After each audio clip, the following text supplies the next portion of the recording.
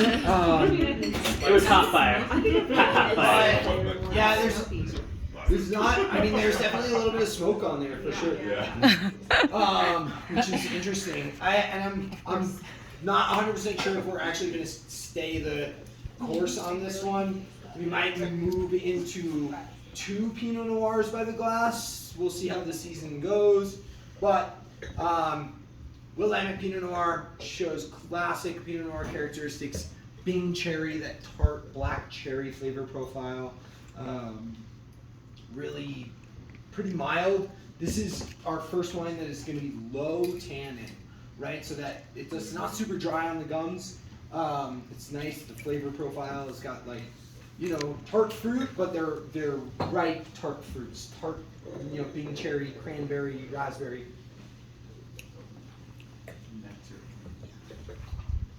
Smoke taint. Does anyone say smoke? Smoke taint.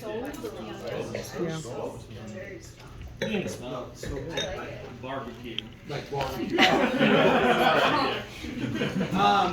So yeah, like that's something to keep in mind.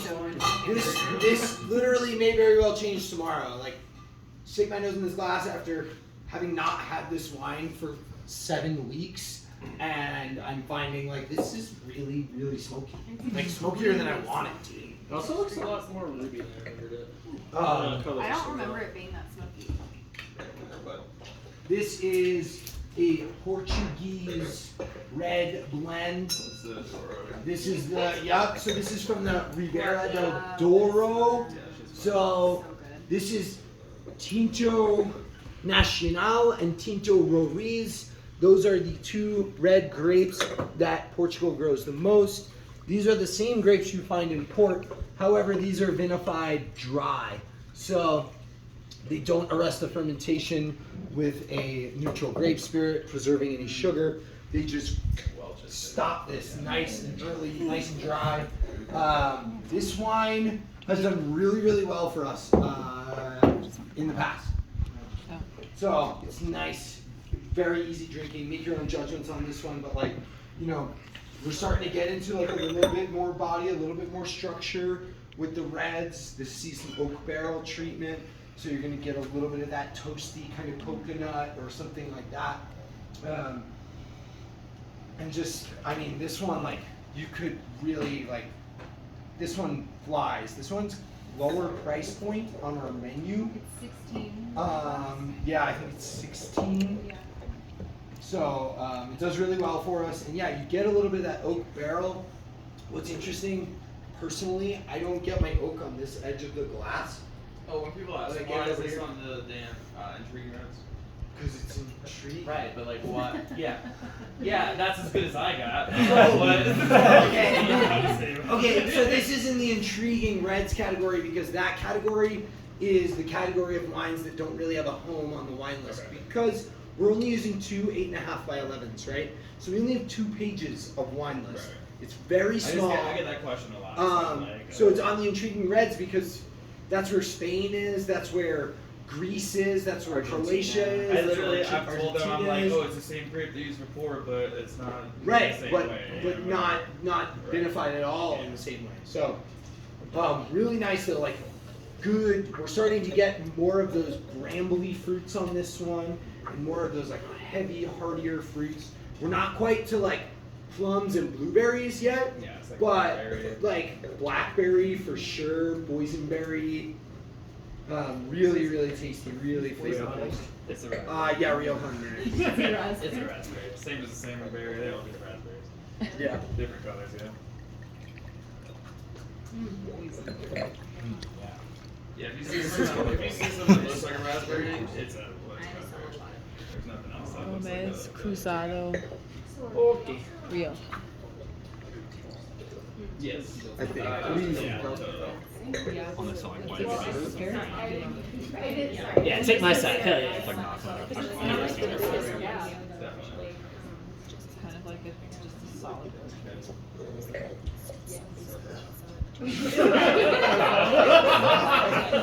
Even its heads are just random spot.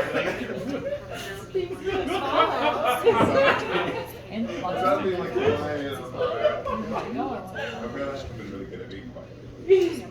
Okay, Maybe we'll all just watch it on the train's video. Gomez Cruzado Tempranillo from Rioja. Okay, Tempranillo is the grape, Rioja is the place. We will have a couple other Tempranillos on the wine list. This one is Crianza, so it says that on the label. That means it spends the least amount of time in oak. Spanish wines do really well for us here. Again, pretty light, like you can see through it. So, what's interesting about what they do in Spain versus what they do in America is they use American oak in Spain. So if you put your nose on the opposite side of the glass, take a little whiff, you might get a little hint of like dill pickle or something like that. And that's a classic herbaceous flavor profile of American oak barrels. So, really nice. This is a great bridging wine. Somebody's having trout, somebody's having bison. Get them on the Muga, Prado and Yea, which is also Tempranillo, but that'll be like $240.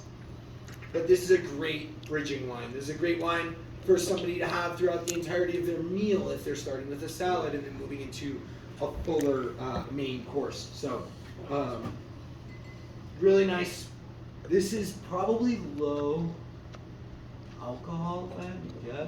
Crianza means youth, so it's like, yeah, like you said, they like 14.5. Well, yeah. So there's Crianza, there's Reserva, and there's Gran Reserva. So this is the least amount of age and the least amount of barrel requirement. I really love this. Like, if you can figure out your words for this, do it, because it is like something that I think will fly. And Spanish reds by the glass have always done really well for us. I would say like with like the lamb and shit especially, this is awesome. Yeah. Yeah, again, leaner meat, lamb and elk, because we're not showing as much of that tannic structure, which is, tannin comes from three places. It comes from grape skins, it comes from oak, well, it comes from grape products, so it's skins, stems, or seeds, but typically it's the skins that we're really interacting with. So it comes from skins, it comes from oak barrels. And that being said, the third is the combination of the two. And it literally creates its own separate chain of tannin, its own separate kind of texture. So that one's pretty mild in that realm, but really, really good. In terms of like, we're starting, like I can still feel that wine in my mouth. It's not still drying, but it's a long finish for sure. Now we are in Gilnero Casanova. So this is Tuscan Sangiovese. You know Tuscan Sangiovese typically as Chianti or Chianti Classico. Also Brunello, made from Sangiovese. But once you step outside the town borders of Chianti or Chianti Classico, you can't put that on there. So this is just Tuscan Sangiovese. Really easy drinking, classic Italian dried cherry, dried cranberry, a little bit of leather and a little bit of cigar box. Now if you get into some of the bolder Sangiovese based wines, for sure they start to get mushroomy, like cigar box in your grandmother's basement, leather, horse saddle, It's my all favorite these things. wine. It's so fucking good. It's like old man's balls, honestly. Yeah. I mean, I guess that would be the saddle. Well, yeah, same shit. Where do you think the saddle holds? What did you say? Ed likes to drink Fernet. It's just all. Oh, that's true. That is true. After work, Ed likes to drink some. With, what was it? It's just straight Fernet. No, but he did it with. I don't know if I'm gonna go to the table and describe them. Like, we're really gonna taste a lot of old man balls. Snowboard's really my forte. But it's gonna be fermented in your grandma's basement. It's gonna finish. Oh, mine's in the back. Right in the front of the top. More texture, right? Because if you look at it, it's still pretty light in the glass. So here, take a look at it over something. So like, here I got it. So like, you look at it over something and you'll see like, we're only ever so slightly starting to get the garnet edge, that bricky edge of the wine. Now, when we move into things like Brunello or Barolo or Barbaresco, these wines that are Italian for sure, but have had more time to age, they're going to show more of that garnet bricky color. I mean, we have got that one on the list from 04. It's been on the list for like 5 years.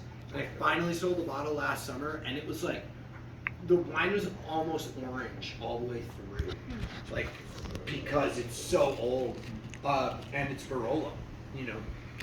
So, that is that one, and then we're gonna move into Chateau La Diligente from Saint-Emilion, which is left bank Bordeaux. It's river left, so if you were on the river, it is on the left side of you as you head out to the ocean.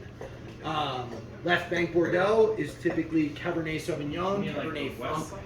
What do you mean, the left side? So Bordeaux is divided in left bank and right bank. Okay. Okay, people, right bank. So if you're on the river and you're rowing the river and you're kind of going, you're like, oh, Traveling look, downstream.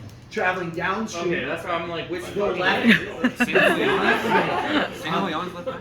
I thought it was You're like, this Was is it the right. right? The other guy's like, Yeah. this Okay. is left. We just did this like It's yesterday. still It's right the bank. west Yeah, bank. St. Leon's Then you get Merlot, right? into the Yeah. coast and shit. Yeah, it's It was Merlot, the right? Like, only- It was the only one. I'm willing to go. Okay. I'm willing to go to Yeah, yeah. that on this one. What's up? Okay, excuse me. I think this I stand corrected. Right bank, Merlot dominant. Left bank, Cab dominant. This is right bank. So now we're moving into I literally just more of these heavy fruits. We're talking plum, we're talking blueberry, we're talking blackberry, really hardy. Also, very significant amount of oak on this. You put your nose in there and you know it's there, it's immediately present. It's that vanilla, it's that nutmeg, it's those baking spices. And this is 22 a glass on the list. So this is one of these ones that you're gonna want to sell, right? What's 20% of 22? $5 or something like that? Right? Like, hell yeah, that's $5. That's like $1 for you for every glass you sell. With the way the tip out works. I was like, why would you break it down? Yeah,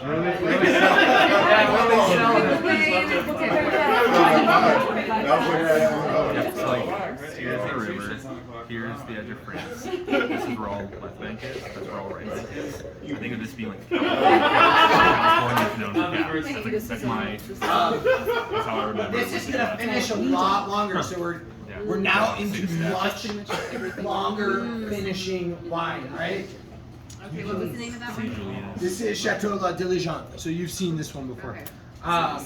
But much longer finish. I mean, I spit that out like probably 8 seconds ago, and I can still taste it and I can still feel it on the palate. Lastly, but certainly not leastly, coming around is the Cabernet. Yeah, that's sick. I was like, damn, that's fucking badass. So this is called Details, and it is, where is it from? It's Sonoma, right? Sonoma. Yeah, so it's Sonoma County Cabernet Sauvignon. This one is gonna sell itself because it is the only glass of Cab we have. So, when a guest says, I'll have a glass of Cab, you're like, great. You don't have a conversation with them. You don't talk to them about it. If they order the bottle, even better, we get to have some satanic effigies on the floor. Now, this is classic American Cab. It's full-bodied, it's cooked fruit, it's deep oak treatment, a lot of tannin.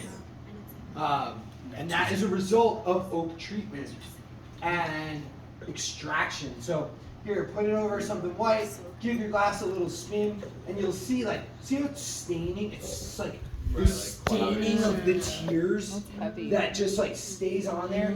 So that is a representation of high alcohol because alcohol is a solvent, it extracts that color, and it shows it even on the tears, right? That's staining in the glass. So, Wait, Luke, tears and legs are the same term?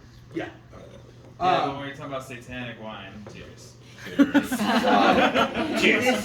is called Details, and what these guys mean by this is the devil's in the details. They do all sorts of like really, really nice things for the earth. They dry farm and they don't use tons of pesticides and things like that. Dry farm, no irrigation. Like, why is anybody trying to stay here longer? So this is gonna be our Cabernet by the glass. I probably locked up enough to get us through the season, but yeah, this is the last one I'm gonna pour. We've got Prosecco, we've got champagne. People know what they want. Yeah. So cheers everyone, thank you all very much. Let's fucking crush this year. Cheers.